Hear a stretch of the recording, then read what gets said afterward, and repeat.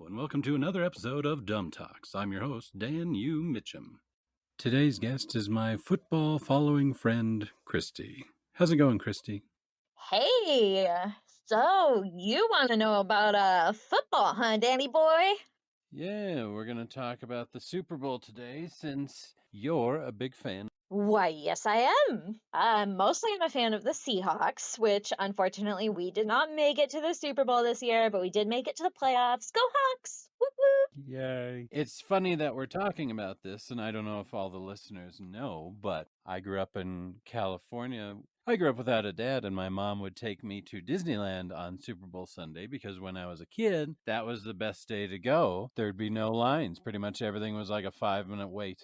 So I grew up not watching the Super Bowl, and I still don't really watch it unless I'm at someone's house and they just so happen to have it on. But you, like many Americans, are a big fan of the Super Bowl. So when would you say you got started watching it? So that's actually a pretty funny story. My family, I grew up on a farm. We lived literally in the middle of nowhere and decided to have a Super Bowl party one year and invite over all our friends from church. So we have all our friends over for the Super Bowl. They were, of course, all couples. No kids my age, like they were all young couples like my parents, but my parents had kids early. Anyway, so I'm standing there. And I love food. I don't know if you know that, Dan, but I love food. Who doesn't? Right? Okay, so I'm standing in the kitchen with all the ladies. All the men are in the living room watching the Super Bowl. And I get asked to take a tray of snacks into the living room to the men. And so I'm paying attention, as any good 6 or 7-year-old child should do. And I take the tray of snacks into the living room. The men are, of course, all cheering on the game. I realize, okay, wait a minute. The men all sit in the living room and cheer on a game, and they get food brought to them. And the women all stand in the kitchen and gossip and make food for the men. Well, which one would I rather do? So I plop my little butt down on the couch and I start watching the game and I start getting into it. And my mom pretty soon asks me to help. And I say, but I'm watching the game. That excuse worked brilliantly. And never again did I have to serve snacks to men during the Super Bowl because Kristy was watching the game. So you learned from a young age to go rogue. Yes. I bucked all the gender rules. The funny thing about football is that it does seem, at least nowadays, it seems to be kind of 50-50 in terms of men and women watching the sport. It really does. And when I moved to Los Angeles, so I actually had gotten out of NFL football for a while and was pretty much only watching college football for a long time. I'm an Oregon Ducks fan through and through. So I was watching college football. About a year before I moved to Los Angeles, I started getting back into NFL football. Then I moved down there and I wanted to find a place to watch the games. And I actually found a Seahawks bar, made a whole family out of football. It's funny because I swear more than half of them were women. Yeah. So it really is changing, and a lot of women are very into sports now, especially in LA. You'll find that it's almost more women than men. For the opposite, you also find a lot more people down in bigger cities and in LA and stuff that a bunch of guys don't watch sports. I thought I was the weird one growing up in Montana and not watching the football, or the football. Yes, the football. That foosball's the devil. Growing up, I was the only one that didn't watch the Super Bowl, so I felt kind of weird. And then when I go down to California again, I have a lot of friends now that don't watch the Super Bowl, so it's nice to have options of people to hang out with. Yeah, absolutely. I think you were one of the first men that I met that didn't watch football, and then all of a sudden I started meeting all these other men that didn't watch it. I'm like, wow, LA is some kind of world. That's one of my pickup lines is, ladies, I won't be distracted when football season comes around. It hasn't worked yet, but I'm still trying. Yeah, well, you keep trying that one, Dan. It'll work for you someday. Maybe not in Montana, but it'll work for you someday.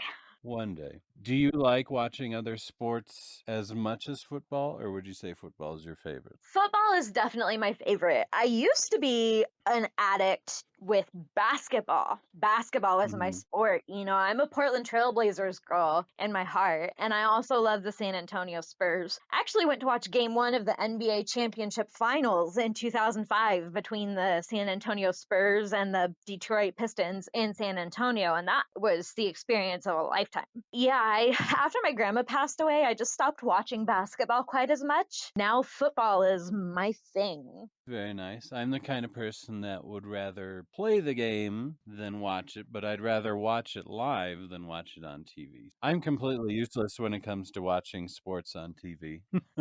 I even watch golf on TV. I just love watching sports. But I like to play golf too, and I think you have to play golf and understand the game to really appreciate watching it. You and I have a mutual friend named Sean, and a couple of years ago when he was working at Cabo, he had me come over for the Super Bowl, and I was just like, I don't wanna. And he's like, well, it's not really busy over here, and we have drink specials. So that was basically what brought me to hang out with him on the Super Bowl 2 years ago. Wait, what? Sean worked at Cabo? I didn't know that. Sorry, I got really Yeah. high pitched there, but I didn't know you worked at Cabo. Okay. He worked at the one on Hollywood. Sunset. No, the one on Sunset. Oh, Mostly he was over there. okay. So for our listeners, if you go to the Cabo on Sunset in Hollywood, you can ask to hear stories of the great Sean that worked there. We've already heard your favorite football team. What would be some of your favorite football movies? Ooh, favorite football movies. I really do like Remember the Titans.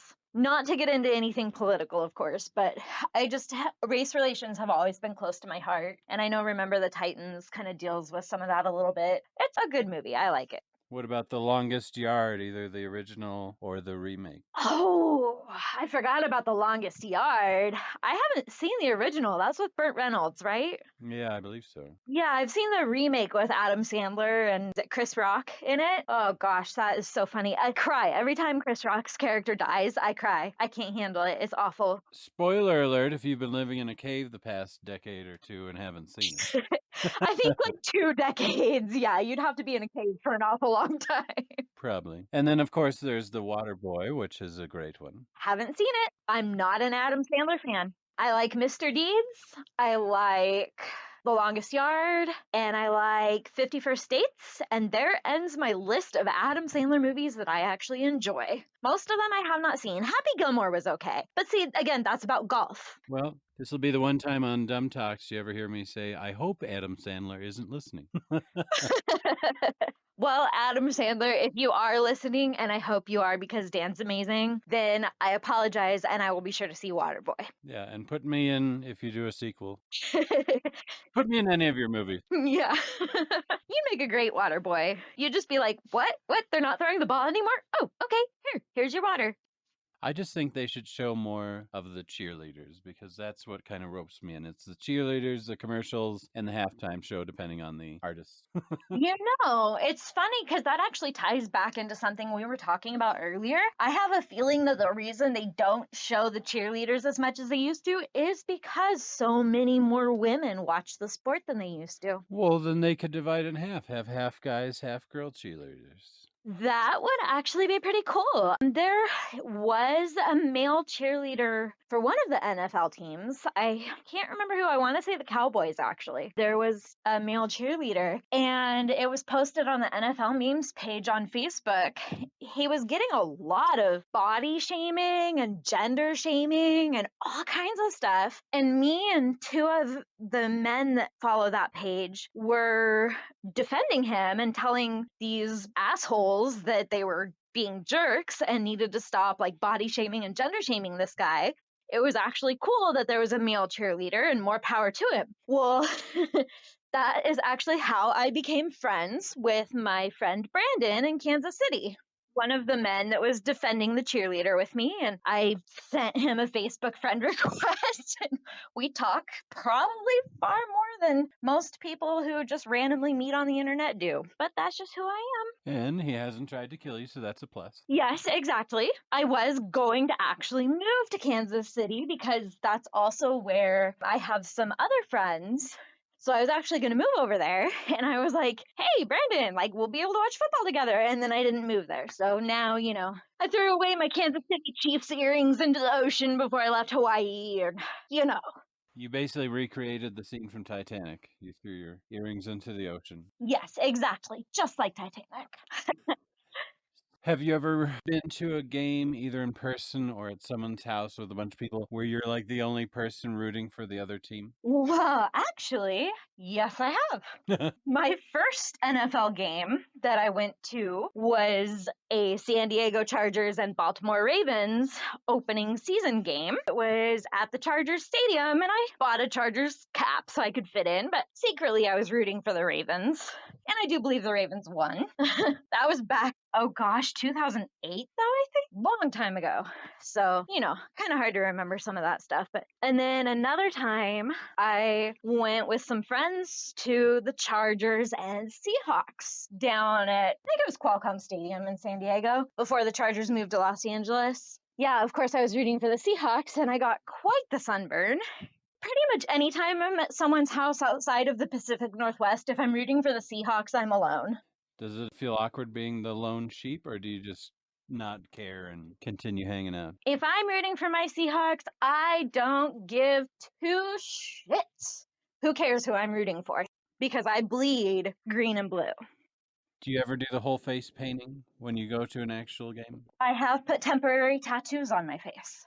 I actually found some Seahawks temporary tattoos for your face in the Portland airport one time. So, of course, I grabbed them and kept them, and I don't know where they are now. They got lost somewhere. That was years ago, but yeah, I used several of them. It'd be cool. The next Seahawks game you go to, beforehand, you should go to your nearest zoo and try to borrow a Seahawk and bring an actual bird to the game, because that would be impressive. You know what? The Seahawk does not actually exist. Well, we have technology and science. We could probably genetically alter one. Yeah, we could create one. Maybe just go grab a seagull off the coast and crossbreed it with a hawk, and there you go. You have a Seahawk. Yeah, get the two of them in a room and play some Barry White, and next thing you know, you'll have a Seahawk in no time. Yeah, and then some chocolate-covered strawberries. Yeah. So, my next question is, do you remember, had to be like early 2000s, I think, if not earlier, the XFL? Wasn't that a few years ago?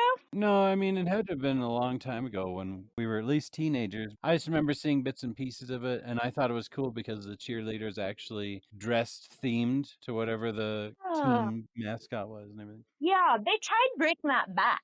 See, that I thought was kind of cool because they also had the camera flying all over the place. They had cables and stuff all over the field that the camera would just glide here and there. So it was cool seeing unusual angles while watching a football game. Even though it was still football, it was slightly amusing for me to watch. I do remember the cameras zip across the field. That was pretty funny. So I got to ask, and maybe you know, maybe you don't know, when and why did the ass petting become a thing between teammates? The ass hitting? Yeah, they always pat each other on the ass, like, good game, good game. That's been around for all time. I know, but why do they got to pat each other on the ass? Why can't they just give you a pat on the shoulder? Beats me. That's interesting. You should look it up. We should look it up.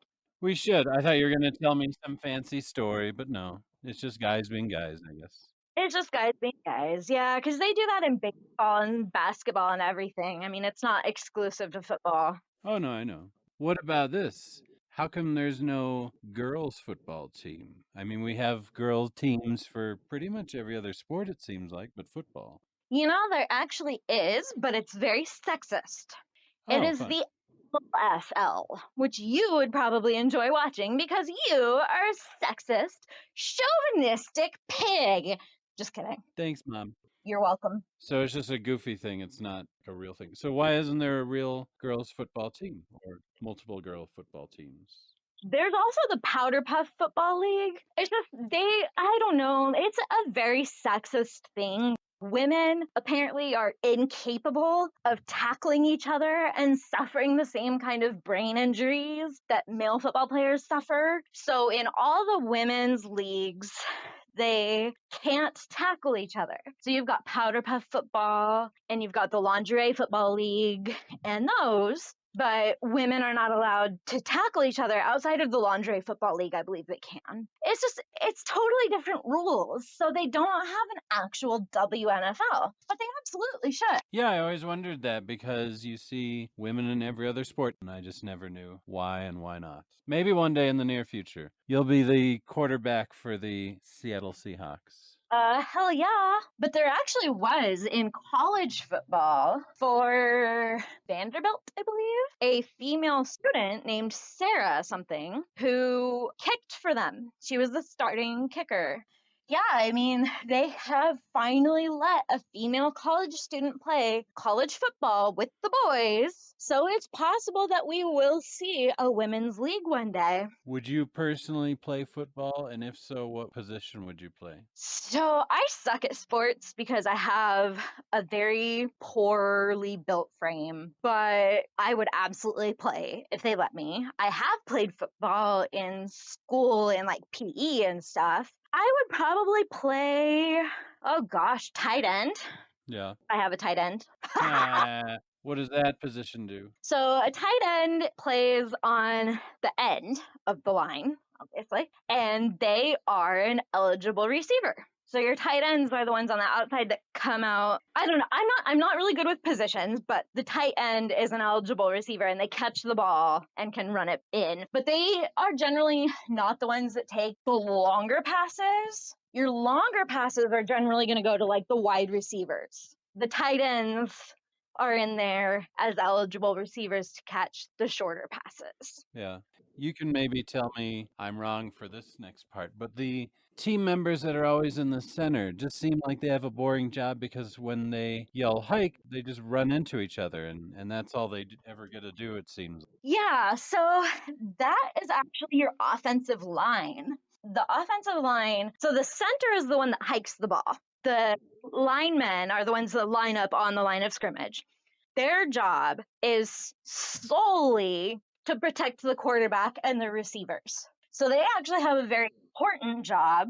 And I will say, since you brought this up, this is why the Seahawks are not in the Super Bowl this year. We have a terrible offensive line. And it makes me so angry because we've had a terrible offensive line for years. But instead of trying to fix that, I don't know what Carroll and Schneider are doing, but they're not fixing the offensive line, and they need to. Because Russell Wilson, our quarterback, is not getting enough protection. And if he could just get some protection to do what he does, he would make magic on the field like Mahomes. This would be a Kansas City Chiefs and Seattle Seahawks Super Bowl if we just had a better offensive line. Seems like you need to be the new coach. Yeah, I don't know if I would want the responsibility of the coach calling plays and stuff. That may not be my forte, but the general manager deciding who we draft, who we trade for, all that. Oh yeah, I should definitely be the new GM. Sorry, Schneider. Move over, Bo Duke. There's a new GM in town. Look out, random names. No, John Schneider played Bo Duke from the Dukes of Hazzard. I know D. Snyder is in Twisted Sister. That's about all I know. But you do know the Dukes of Hazzard. Yeah, no, I know Dukes of Hazzard. Okay, yeah, Bo Duke is the GM. Okay, I can dig it. Yep. Maybe he should stay in movies as opposed to being a coach. He's actually done a pretty good job as the Seattle GM. It's just, I feel I could do better. I'm sure you can, and you will. Thank you. Let me see if you have an answer to this thought. I think the Harlem Globetrotters are pretty cool for basketball. They get to do a lot of neat tricks and stuff like that. I always wanted to know how come there's not a Harlem Globetrotters for every sport. There are some pretty clever things people can do with a football, but I would say that's more something that should be done with soccer than football. European football.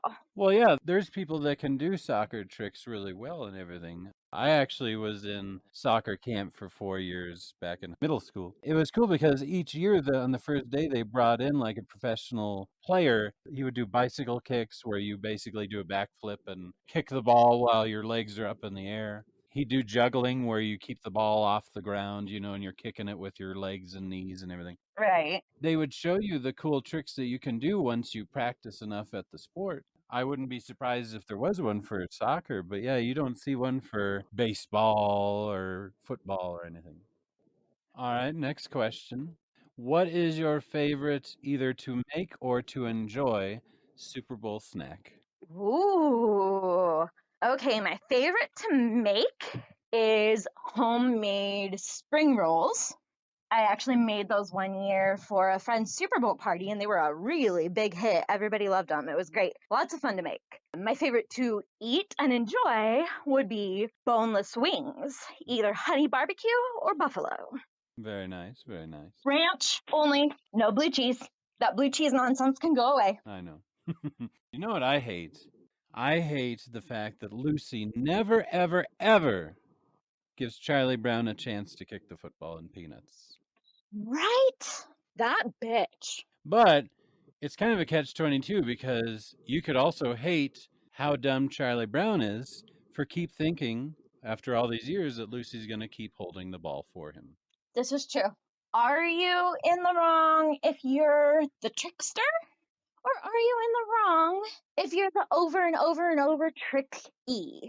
It's like the saying, fool me once, shame on me. Fool me 6,800 times, I'm just a complete idiot at this point. It's fool me once, shame on you, fool me twice. Shame on me. Same thing. I'm dyslexic. It's fine. Kristy, thank you for educating myself and other people out there that don't have a clue about football and Super Bowl. Well, you're welcome, Dan. I'm glad and happy to help. Yeah, and I hope to bring you back soon for another episode where we can talk about your own show. Well, thank you. I can't wait to be back. And that's Dumb Talks. Thanks again for listening. Be sure to subscribe at the bottom for future episodes.